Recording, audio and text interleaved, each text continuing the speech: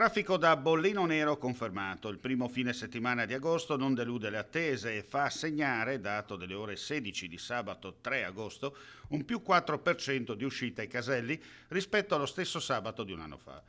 La previsione è di superare complessivamente quota 190.000 transiti. Domenica 4 agosto sarà giornata contrassegnata da bollino rosso sull'autostrada A4 in direzione Trieste. In questo caso la previsione è di circa 160.000 transiti.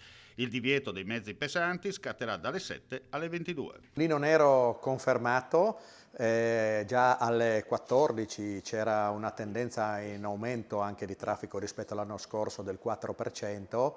Abbiamo avuto coda ai caselli, siamo arrivati a 4 km al casello di Lisert, anche lungo l'arteria tra San Donà e Portogruaro ci sono state delle code a tratti e al nodo di Palmanova. Il traffico è stato più fluido, soprattutto nei tratti delle tre corsie.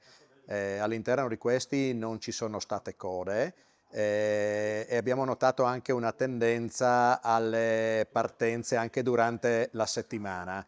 Durante la settimana avevamo già un aumento del 2% di traffico durante tutte le giornate di media. Sicuramente influisce l'informazione sia nel saper prendere le informazioni con tutti i sistemi anche che abbiamo a disposizione, anche tutte le informazioni che vengono date a livello nazionale e quindi si capisce che ci sono delle partenze diverse rispetto agli anni scorsi.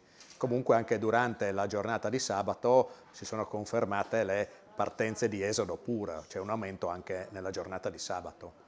Sì, non siamo colpi di certo di sorpresa, in quanto per noi abbiamo gli strumenti per prevedere questo traffico anche guardando i dati storici. Le nostre forze erano già in campo, noi in una giornata come questa mettiamo una task force di circa 220 persone nei mestieri diversi che servono per gestire giornate di questo genere.